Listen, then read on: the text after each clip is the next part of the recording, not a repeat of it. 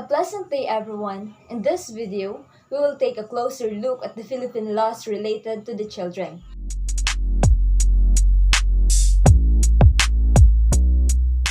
I am Ellen J. Abreu and will be discussing the first three laws of Republic Act 6972, Republic Act 7610, and Republic Act 7658.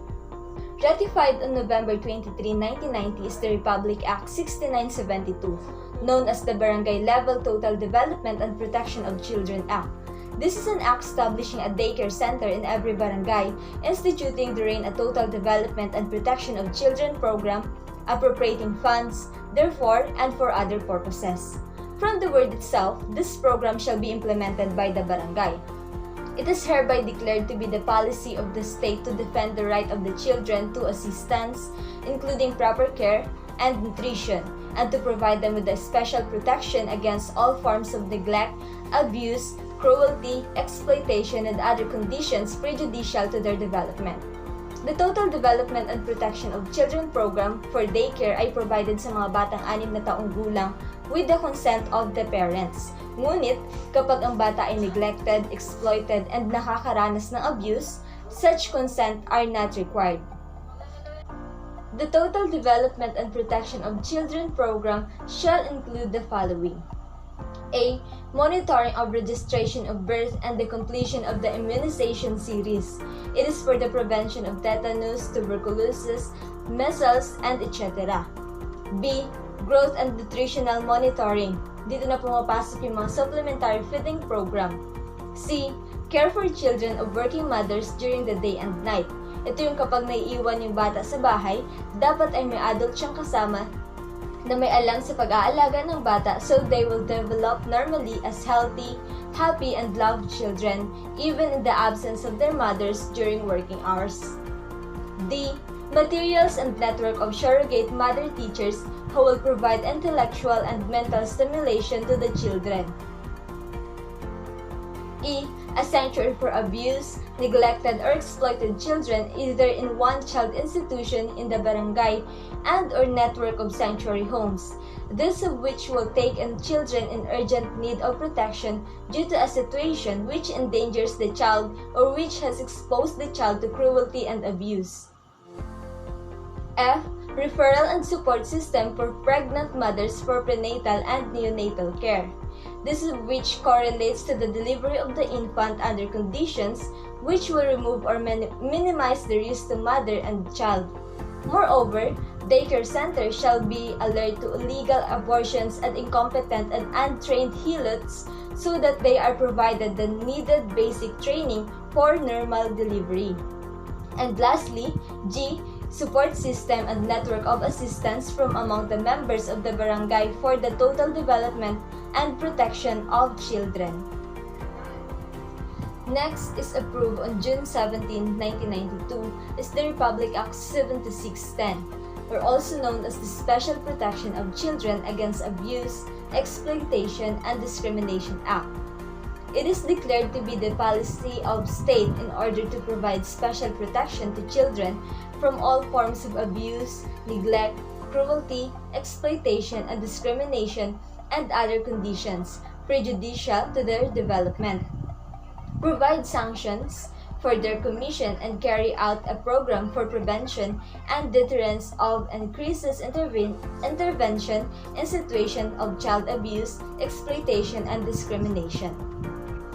The following are the offenses against children under the Republic Act 7610. 1. Child prostitution and other sexual abuse. Children, whether male or female, who for money, profit, or any other consideration, or due to the coercion or influence of any adult, syndicate, or group, indulge in sexual intercourse or lascivious conduct, are deemed to be children exploited in prostitution and other sexual abuse. 2. Attempt to commit child prostitution. When any person who, not being a relative of a child, is found alone with the said child inside the room or cubicle of a house, an inn, hotel, motel, pension house, or any other hidden or secluded area under circumstances which would lead a reasonable a reasonable person to believe that the child is about to be exploited in prostitution and other sexual abuse. 3. Child trafficking. Any person who engage in trading and dealing with children, including but not limited to the act of buying and selling of a child for money and for any other consideration or barter, shall suffer the penalty of reclusion temporal to reclusion perpetua. 4. Attempt to commit child trafficking. When a person, agency, establishment, or child-caring institution recruits women or couples to bear child for the purpose of child trafficking. 5. Child pornography and indecent shows and publications. Any person who shall hire, employ, use, persuade, induce, or coerce a child to perform in obscene exhibitions and indecent shows, whether live or in video, or model in obscene publications or pornographic materials, or to sell or distribute the said materials, shall suffer the penalty of prison mayor in its medium period. 6. Other acts of neglect, abuse, cruelty, or exploitation and other conditions prejudicial to child development, like mental abuse, physical abuse, and other more. Furthermore, this act is enacted to give protection to persons below 18 years old or those over but are unable to fully protect or take care of themselves from abuse, cruelty, exploitation, and discrimination because of a physical or mental condition. Republic Act No. 7877, known as the Anti-Sexual Harassment Act of 1995, is an act declaring sexual harassment unlawful in the employment, education, or training environment and for other purposes. The declaration of policy includes that the state shall value the dignity of every individual, enhance the development of its human resources, guarantee full respect for human rights, and uphold the dignity of workers, employees, applicants for employment, students, or those undergoing training, instruction, or education. Towards this end, all forms of sexual harassment in the employment, education, or training environment are hereby declared unlawful. In this law, work, education, or training-related sexual harassment are defined.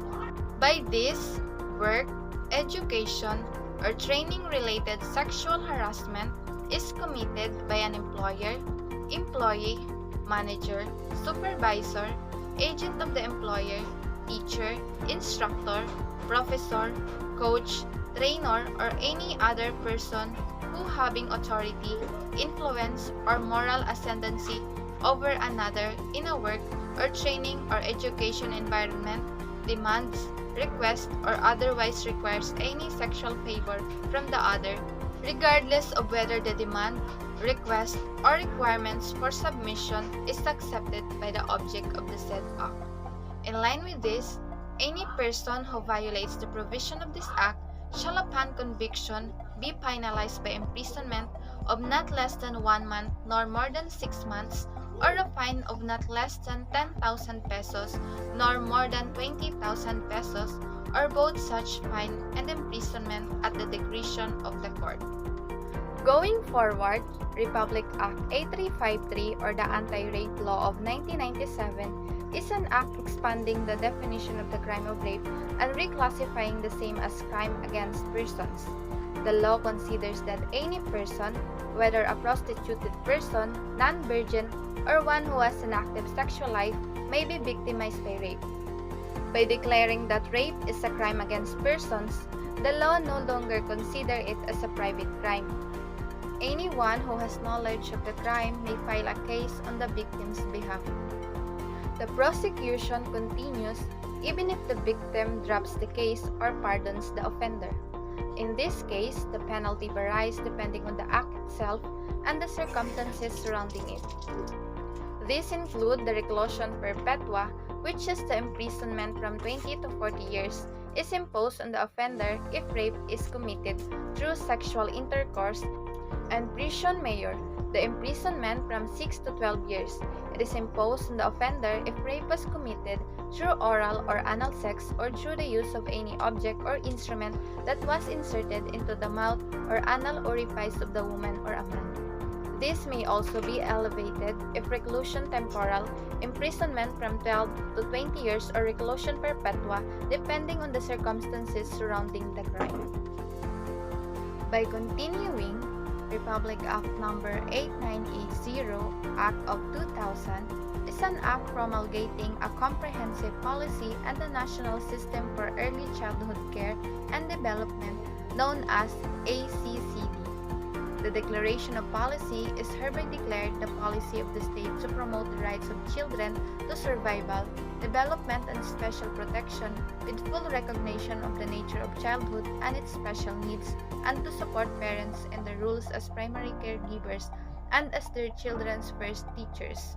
The state shall institutionalize a national system for early childhood care and development, or ECCD, that is comprehensive, integrative, and sustainable, that involves multi-sectoral and interagency collaboration at the national and local levels among government, among service providers, families, and community, and among the public and private sectors, non-government organization, professional association, and academic institution.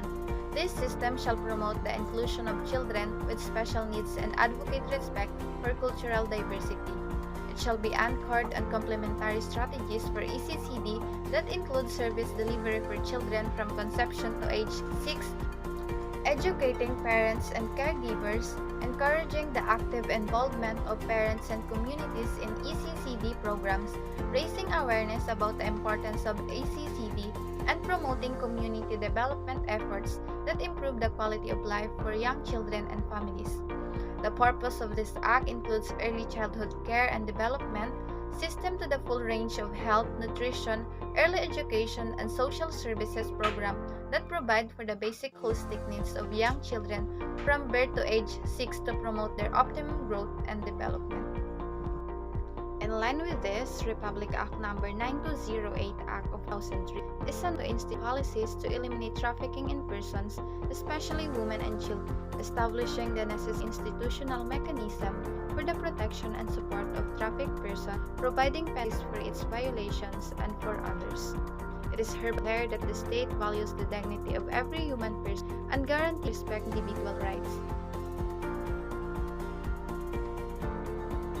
In pursuit of this policy, the state shall give the highest priority to the enactment of measures and development of programs that will promote human dignity, protect the people from any threat of violence and exploitation, eliminate trafficking in persons, and mitigate pressures for involuntary migration and servitude of persons, not only to support trafficked persons but more importantly, to ensure the recovery, rehabilitation, and reintegration into the mechanism of society.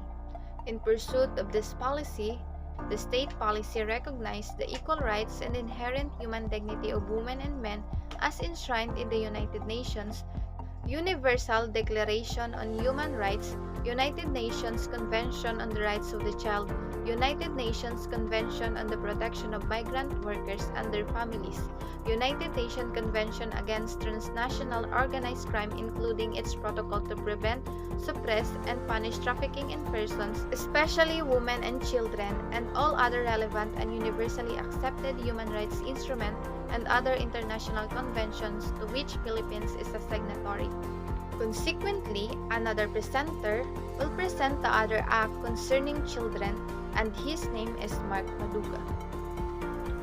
Republic Act Number 9231 of 2003, an act providing for the elimination of worst form of child labor and affording stronger protection for the working child. This act is prohibition on the employment of children in certain advertisement. No child shall be employed as a model in any advertisement directly or indirectly promoting alcoholic beverages, intoxicating drinks, tobacco and its byproducts, gambling, or any form of violence or pornography.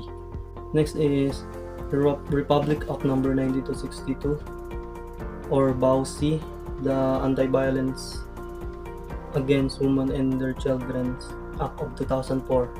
It is a law seeks to address the prevalence of violence against women and their children, or BAUC, by their intimate partners like their husband or ex-husbands, live-in partner or former live-in partner, boyfriend or girlfriend, or ex-girlfriend or ex-boyfriend, dating partner or former dating partner.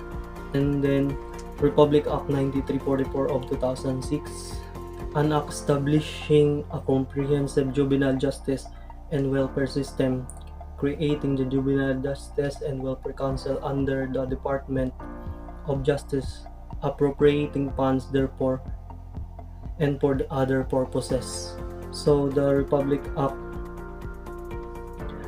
number 9344 is a bill passed into law institutionalize the promotion of the well-being of child and their families, involvement of parents and guardians, promotion of diversion, avoiding deprivation of liberty, and protecting the privacy rights of children. And then the Republic Act number 9775 of 2009, an act defining the crime of child pornography, prescribing penalties therefore and for other purposes.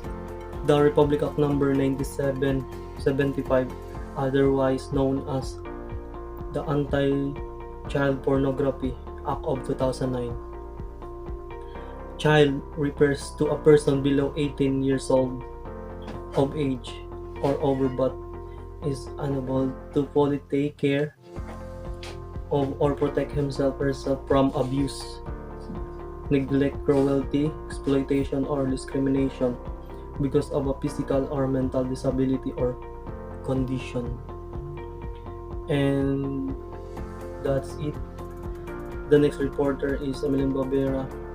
She will going to report the Republic Act number 9995, Republic Act number 11108, Republic Act number 10175, and Republic Act number 7610. Republic Act number 9995, an act defining and penalizing the crime of photo and video voyeurism, prescribing penalties therefore and for other purposes. It protects the victims who are made to believe that they are performing sexual acts in private. A person violates this Republic Act when he or she has not obtained consent of any of the persons in the picture or video but chooses to copy, reproduce, and make public the said materials. This act, which is a consolidation of Senate Bill number 2357 and the House Bill number 6571, was finally passed by the Senate and the House of Representatives on December 1, 2009 and November 18, 2009 respectively. Republic Act number 11188, an act providing for the special protection of children in situations of armed conflict and providing penalties for violations thereof. Recognizing the vulnerable status of children, especially those in situations of armed conflict, the law declares children as zone of peace and mandates states to provide them special protection. This act, which is a consolidation of House Bill number 7442 and Senate Bill number 2023, was passed by the House of Representatives and the Senate on October 2018. Republic Act number 10175, an act defining cybercrime, providing for the prevention, investigation, suppression, and the imposition of penalties, therefore, and for other purposes. The Cybercrime Prevention Act of 2012 sanctions content-related offenses performed using a computer system such as cybersex, child pornography, and libel. In addition, unsolicited commercial communications or content that advertises or sells products or services is also punished. This act, which is a consolidation of Senate Bill number 2796 and House Bill number 5808, was finally passed by the Senate and House of Representatives on June 5, 2012 and June 4, 2012, respectively. Republic Act number 7610, an act providing for stronger deterrence and special protection against child abuse, exploitation, and discrimination, and providing penalties for each violation and for other purposes. The government enacted RA 7610 on June 17, 1992 to allow the state to play a vital role in the safe and wholesome rearing of children for them to be protected and to become good citizens of the country. RA 7610 is comprehensive enough in defining and providing penalties for the different acts or commission of child abuse, exploitation, and discrimination. But the law does not mandate the creation of a body that shall exclusively be in charge of pursuing and ensuring the successful prosecution of perpetrators. With regards to these laws, Rachel Anandes will present the other laws related to children's protection. This includes the following: RA 10630, RA 11930, and RA 11648. Republic Act No. 10630, or an act strengthening the juvenile justice system in the Philippines, amending for the purpose Republic Act No. 9344, otherwise known as the Juvenile Justice and Welfare Act of 2006, and appropriating funds therefore. This act strengthens the juvenile justice system in the Philippines, which is to maintain the exemption from criminal liability of children aged 15 years old. However, a child who is about 12 years of age up to 15 years of age and who commits parricide, murder, kidnapping, infanticide, kidnapping in serious illegal detention where the victim is killed or raped, robbery with homicide, or rape, destructive arson, rape, or kidnapping where the driver or occupant is killed or raped, or offenses under Republic Act No. 9165 where the Comprehensive Dangerous Act of 2002 is punishable more than 12 years of imprisonment. Thus, the child shall be mandatorily placed in a special facility within the acute care faculty or the Bahay Pag-asa called Intensive Juvenile Intervention and Support Center. This law would impose the maximum penalty for those who exploit children, such as syndicates, for the commission of criminal offenses. As for the Republic Act No. 11930, this act refers to an act punishing online sexual abuse of exploitation of children, penalizing the production, distribution, possession, and access of child sexual abuse or exploitation of materials, amending Republic Act No. 9160, otherwise known as the Anti-Money Laundering Act of 2001, as amended, and repealing Republic Act No. 977, otherwise known as the Anti-Child Pornography Act. This Republic Act No. 11930 positions the Philippines as one of the first countries in East Asia and the Pacific region to have institutionalized and collaborative approach to prevention and response against online sexual abuse and exploitation of children. This law strengthens the protection measures to match the technological and digital advancement since the passage of Anti-Pornography Act in 2009. It provides a clear definition of online sexual abuse of exploitation of children, which includes the combined use of online and offline means to abuse and exploit children sexually.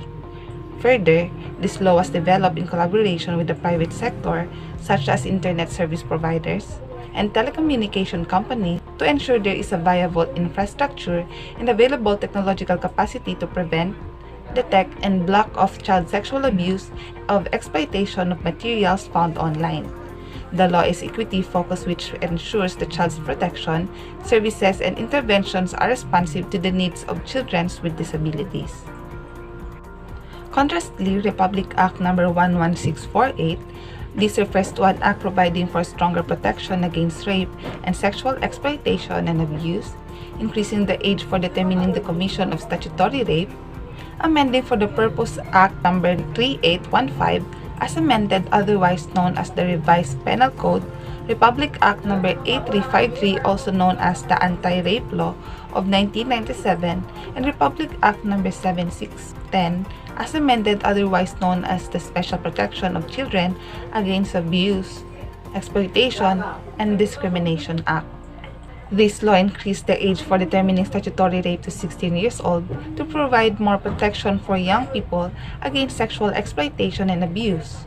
Moreover, under this law, children, whether male or female, who for money, profit, or any other consideration or due to coercion of influence of any adult, syndicate, or group, indulge in sexual intercourse or lascivious conduct are deemed to be children exploited in prostitution and other sexual abuse. Hence, the law also introduced amendment to the provision on qualified seduction, child prostitution, and other sexual abuse, child trafficking, absence publication in indecent shows, and other acts of neglect, abuse, cruelty, or exploitation and other conditions of prejudicial to the children's development.